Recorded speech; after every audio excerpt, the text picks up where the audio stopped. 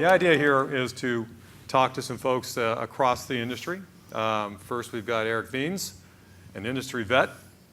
I would say you're old, but I know it's the gray age. He's been around in a lot of different areas as a CIO in chemical distribution, university, and then also in the manufacturing organization, but he's a chemical engineer by background, so I don't know how that all makes sense. But and then we've got Mo. Obviously, you heard about Mo and what he's doing at Sprint, and then we just have Ron from an industry perspective. So let's go ahead and jump into it real quick. Thanks, panelists, for being here. Yeah. So just some general questions. I know it's hard to say that there are best practices out there that are happening. Again, we use the examples that are mostly advertised around the automatic driving, automatic cars, and things like that. Beyond those, where have you seen any other trends that have been emerging, or how you may have considered in your past CIO examples, work situations, where IoT as an application, it's really what came out of that, may work? So I'll start with you, Eric, just from that standpoint. Well, yeah, sure. It's fascinating to me that Kevin Ashton coined that term in 1999. And a lot of people think that it's a brand new 2 or 3 year old thing. I would submit that when I was a brand new engineer at DuPont in 1981, we were doing Internet of Things. It involved control network within a gated area of a plant site, and we had very serious understanding of every instrument and every device on that particular network. IoT is just a bigger scale of that. It's the same idea brought into this century, and therefore it's going to have impact across everything. And I don't think we can be too dramatic about it. Right. I like the idea that we won't call it an Internet of Things anymore. Right. And I like the idea that the sole purpose of it is to make people's lives better. You had a nice model. I kind of have a universal model that I use with, everything is about consolidation, collaboration, and automation. Mm-hmm. So you consolidate information about something, you collaborate with either experts or other machines to create some business context. What's it good for? Why do I care about this? And then you start driving efficiency and effectiveness through automation. Every chemical engineer knows that if you give me a mass balance and an energy balance, I can solve any problem in the world. So that's why we have instruments. We have temperature gauges, we have meters, we have a variety of things, and we consolidate that information, we collaborate on that, and then we eventually automate it to the point where you're almost have process perfection. That's the same exact thing that we're talking about doing here, just at a much broader scale. Right. And I like some of the consumer things are kind of fun, because I can buy an $8 switch that Amazon Alexa can then control my lights, or I can write an if this then that routine with a 10-year-old kid and be able to do something fun. But that's not the value of it. The value of it is completely changing business processes to the point where you're getting a higher degree of automation and a higher degree of relevance to creating a better life result. Exactly. So I think, Eric hit it on the nose. It's that, so the way I look at IoT is that these machines have always been talking. They've always been communicating.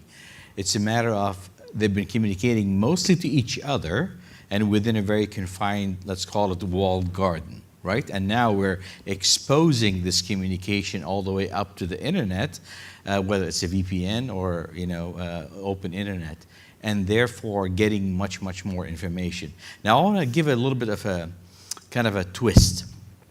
In my experience, within IoT or M2M, I have noticed a very distinct separation between enterprise space and SMB. small to medium-sized businesses. Those are two different animals in a sense when it comes to the consumption of IoT. When you think about the SMB, you're talking about small companies. They don't really worry too much about the technology. They just want their business problem to be solved.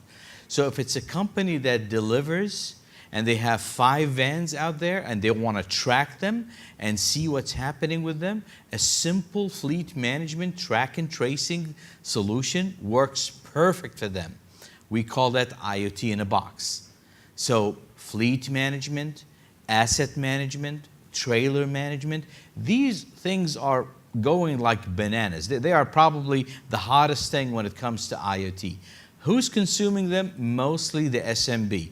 And I define SMB somewhere between 0 to about 100 folks, right, in terms of employee size. And these packaged solutions or IoT in a box, you know, whether these 3 areas that I talked about, even to a certain extent in retail, when you have a point of sale, for example, type of a solution, very nice, all packaged up. They don't have to worry about the technology. It integrates right away and everybody's happy. It's working absolutely fine. Even with cameras, a little bit of security here and there, even healthcare. If you really pinpointed only to remote healthcare patients, you know, you give them that device and they can do, you know, they check the glucose levels and everything. It's simple. When you go to the enterprise, this is when you have to integrate into the back systems and do all that. Yes, it's a longer cycle of sales first, and it's a little bit more, complicated. At the end of the day, the connectivity is the last thing they think about. It's the integration that's the biggest thing that they have to worry about and make sure that everybody's, talking.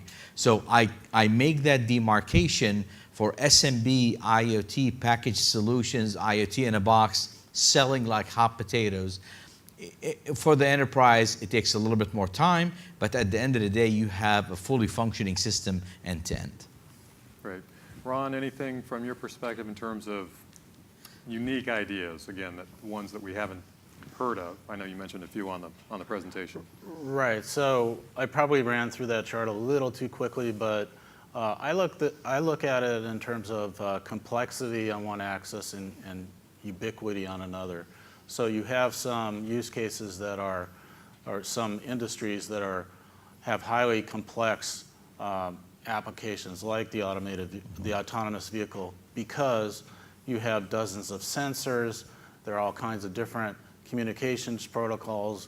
They have to communicate maybe with the vehicle itself, or to the internet, or to satellites, or to whatever, so there's all kinds of that's a very complex type of environment compared to, say, maybe a more closed environment like the machine-to-machine, where, yes, the data is complex and the sensors are tracking very minute differences, but it's a controlled environment. Everything is connected by wires for most cases. So I think there's those differences when we look at the application world in the industries. I would segment it that way, and I think that because of that, we have situations where the newer technologies, like you talked about 5G this morning a bit, and the latency issue. So, the latency issue, and certainly with the autonomous vehicles, was a very complex sort of integration. That is key. The latency is key because the decisions that have to be made in real time in that environment are much different from some of these other use cases. So, yeah, I was thinking of that comment when you were speaking. The local control networks, where all the devices are wired, are communicating at the speed of light, right? And in a typical process, I mean, I made Lycra spandex for 15 years. One of those Lycra plants, there's 1,900 control loops within that process. So there's 1,900 instruments and compute power behind it. What we've done, we've got decades of proof that we can make that work, right? With the issues of connectivity and latency. Right. You can make that work. That is a very, very complex system, much more complex than what we're going to see in simple logistics and other very, very useful use cases, right? Which is, by the way, where the future is for my experience in the chemical industry. The future is in the first wave around your own plant site and the connectivity of that plant site to your transportation providers, and then the connectivity of both of those to your customer, especially when you're in a field situation. So I've got customers, you know, we've got 6,000 or 7,000 mines, you know, and basically drill areas that we provide chemistry to out in the middle of Montana or the middle of Alberta, Canada, or the middle of nowhere. The ability to take that wave and create communications with them brings up 50 new business processes that really add value, that shrink the supply chain and take waste out of it for both you and the client, and makes everybody's life better.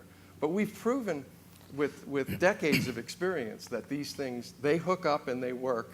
The difficulties in how do you extend that beyond, you know, the gates of a plant site, where you have to look at connectivity, you have to look at the security. I have no concept of how we're going to solve that problem, other than put the smartest people on it and go for it. And the integration with something like a distributed ledger, which guarantees you what actually happened.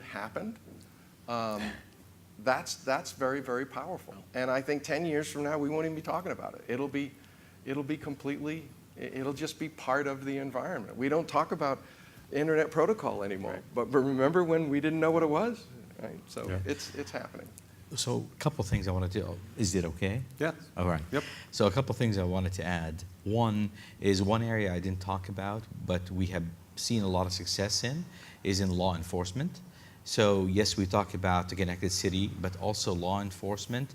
They do have a need, and we, like LAPD is one of our customers.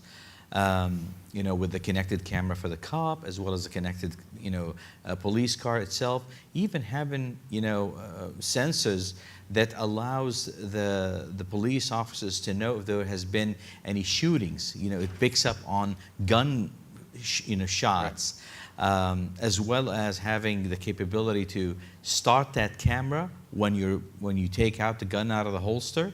These are some of the things that we implemented for them. As far as security is concerned, so I spoke a little bit, you know, about ARM and some of the things that they are doing.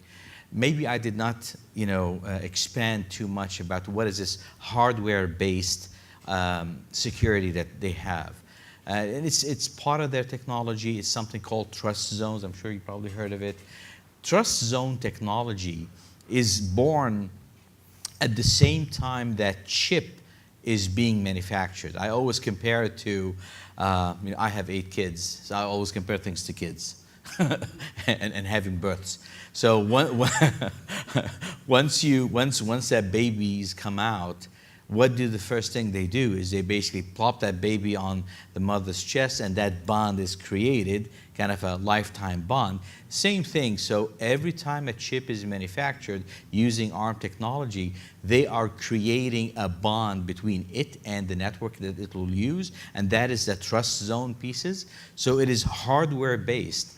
And they've already started to actually do some of that technology. You've heard of Samsung Knox. I don't know if you guys have heard of it, but Samsung Knox is a very secure, to the point that our current president is using it now. You know, they moved away from the Palm, not the Palm, but BlackBerry. Yep, they moved away from, to a Samsung phone, and mainly because of Knox. That's how hardware-based security works. So I think we've got a winner in that area. If we can go to that point, then, you know, I'm not saying it's 100% proof, because there's always going to be something. But for the time right now and the technology, hardware-based security seems to be a good answer. Yeah. So it sounds like you all would agree that IoT is a good solution, and probably something that's going to evolve into something we won't even talk about, like you said, a given by virtue of how IT organizations can solve problems. There are still some things to work out, sounds like it, and maybe some of that is fear. What do you think are the biggest hurdles now for IT organizations to address a business problem with IoT? Do you think we're at that stage now, or what's preventing the teams from addressing a business issue with IoT? Ron, any thoughts there? Well, sure, and I think I brought some of them up in my presentation. I think that depending on the industry they're in, I think enterprises are going to face obstacles with their customers, with their employees, and with their partners. But there are, of course, opportunities there as well. So I think again, what I've seen in the data is that for developers, the biggest issue is the interoperability and making these things work together from different providers. So I think that will continue to be an issue for enterprises. Maybe IoT in a box, whatever that is, can solve that or is meant to solve that. But I think for a lot of folks, they are going to try to put the pieces together themselves, or maybe with some help. So I think that's a big challenge. And as I said, the devices are changing so rapidly and the applications are changing so rapidly that even if the industry was to say, hey, yes, let's develop some standards, make this all connect, you have to keep up with the changes that are going on. So it's not that easy. So I think it's the standards. I think it's the interoperability and the change management. How do you keep up with, if a new sensor comes on that's going to use half the power or have twice the resolution in the camera, whatever it might be. Right. How do you deal with those types of changes when they're distributed across a region or the country or even the globe? Right. I think those are huge issues for enterprises in scaling it all. Eric, what do you think? I think those are absolutely the issues, but that's at the mature end of the dialogue. Mm-hmm. The upfront issues that I have found, I've never found a customer that wasn't interested in pursuing this with us, because they can see the benefits and service levels and cost reduction that they might see. Okay. The issues that I've come across are funding, are just purely the ability within an existing IT budget, which is ever increasing, and which that you're going to be constantly throwing more money at connectivity. Right. The ability to prioritize this versus the 47 other things you need to do, including fix leaking roofs and do things like that. Right. So that to me is encouraging, because it's not like you're in this culture war with either your customers or your technology organization or even your sales organization. Right. I've had account leaders for billion-dollar accounts come into me and say, "Can we do this?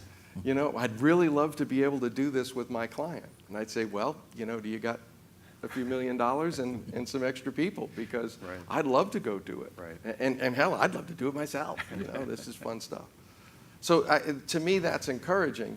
Now, when they do say yes and pony up the money, we'll get into that layer of problems that you're talking about, because they are absolutely real. Okay. Yeah.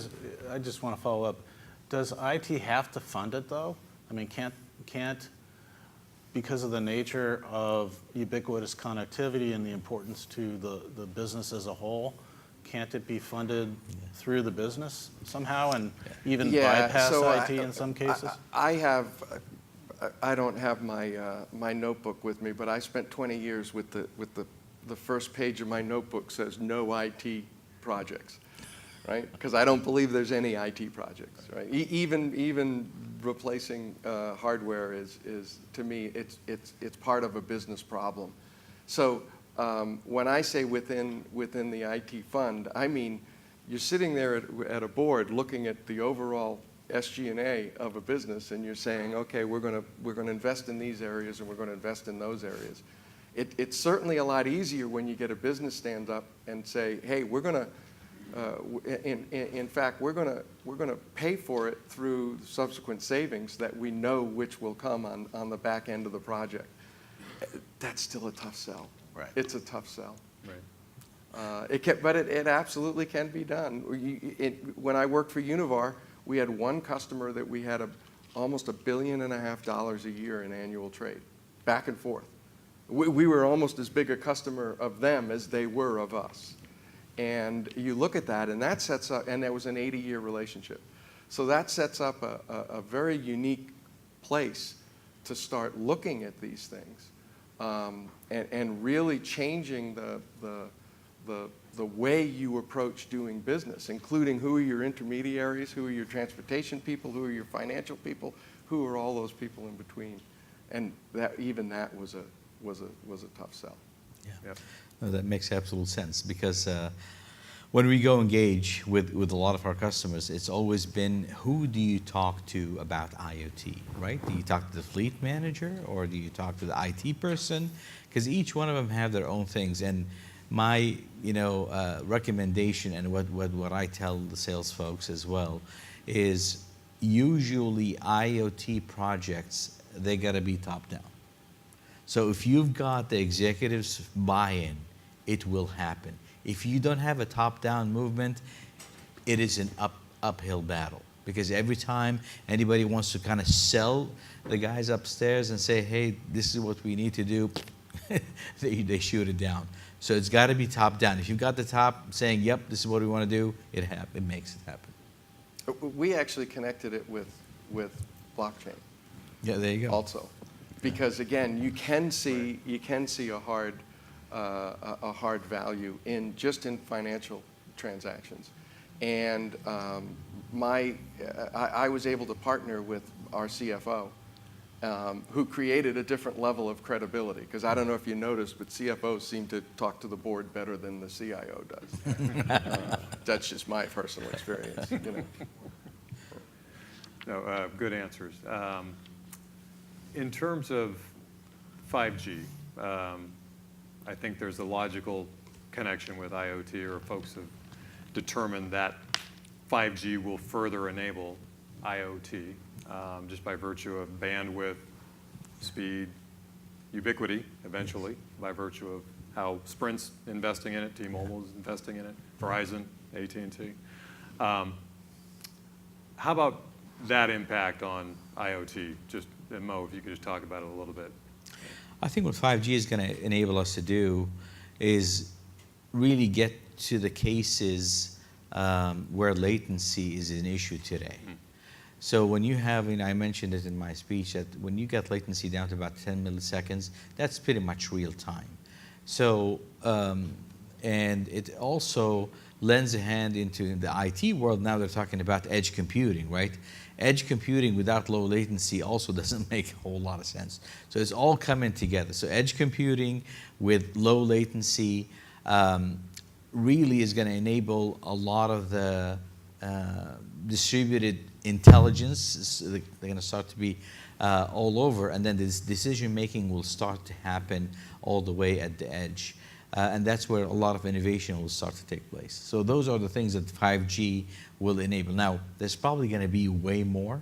So I probably just scratched the surface. I know there's a whole bunch of smart folks within Sprint, and we're working with Qualcomm as well to just say, hey, what else? What else can be done?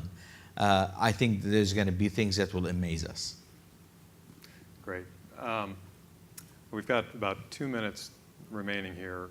Just a couple of takeaways for the audience, knowing, again, folks that are in network might be looking at IoT.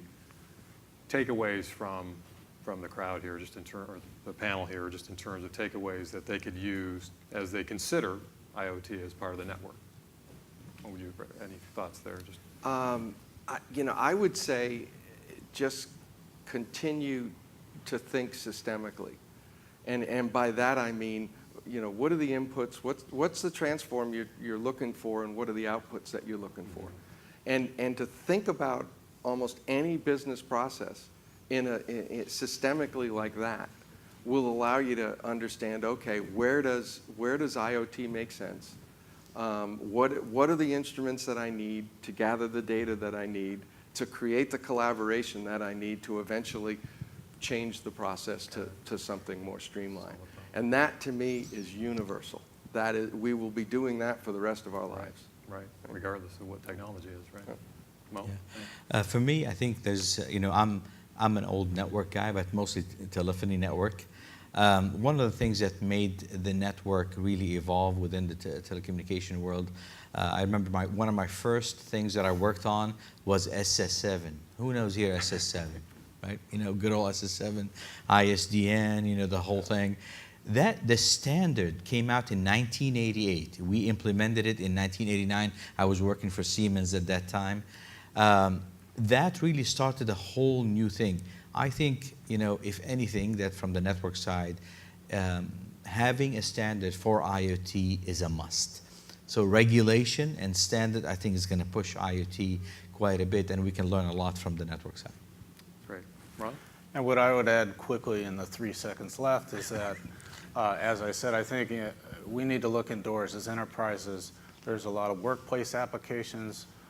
Workplace safety is a big application area where I think is relatively untapped, and other indoor applications where that ubiquitous connectivity can make a big difference.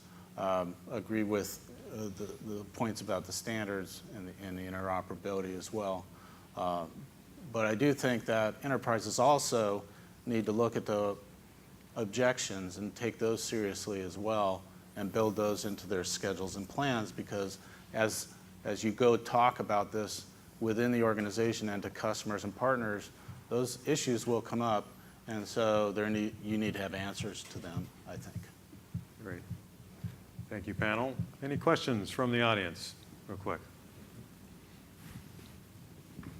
See any? Oh, one over here? I'm not an expert in IoT by any stretch, but it seems to me that most of the IoT type solutions out there are point solutions. So whether it's process control in a chemical plant or a SCADA system or health monitor, whatever, those are all point solutions. So is the interoperability need more northbound in terms of how to collect data, how to leverage a corporate network or an enterprise network to bring that information in, common management protocols, things like that? I would say in my example of being able to get within my gates through my transportation systems into the customer systems, that is critical to get into the customer systems. Somebody said, and I'd never thought about it, and it was a great comment, this is like EDI in the new world, right? Who said that? That was a great idea because and I remember working in Europe on EDIFACT standards 35 years ago. The whole idea was to create a set of standards that allowed anything to talk to anything. Of course, that isn't what happened. It was a very small sliver of things that could talk to a very small sliver of things.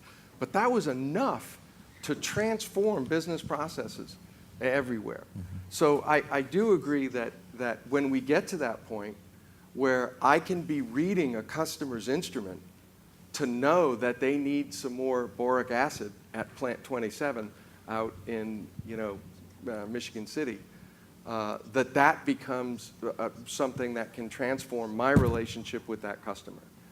I believe they will be there because there will be enough there'll be enough financial energy to put it there, again because of the benefits. I traveled one day with one of our Univar drivers, and we delivered 800 gallons of a product that has a value of probably $1 a gallon. We couldn't even drive a vehicle the 60 miles to deliver that product. And it was because we didn't have a really good view of what the customer's tank level was, and we were afraid he was going to run out, because if he ran out, it's a $100,000 problem. So instead, we wasted $3,000 or $4,000 making this delivery when, you know, a $20 device speaking to us could have solved the problem. So I do believe that the industry will solve that. Any other thoughts from the panel? Okay. I was just going to say, I think you're right. There are a lot of point solutions out there that are, you know, claim to be IoT, and part of that is just because everybody wants to use the current buzzwords. But part of it is that because of all the different use cases, there are some different capabilities needed. But I think there are certainly folks like Sprint are building, you know, IoT hubs, if you will, or capabilities to be able to address some of that. Microsoft is doing it with Azure IoT. AWS has one. You know, so the industry is addressing it in that way. I think it's maybe not, you know, what an end user might consider ideal, but for now, I think that's the way this is going to evolve is through those ecosystems of folks that want to work together to make this happen. Yeah. Great. Any questions? I think that's it. Thank you, panel. Okay. Appreciate it. Thank Thank you. you.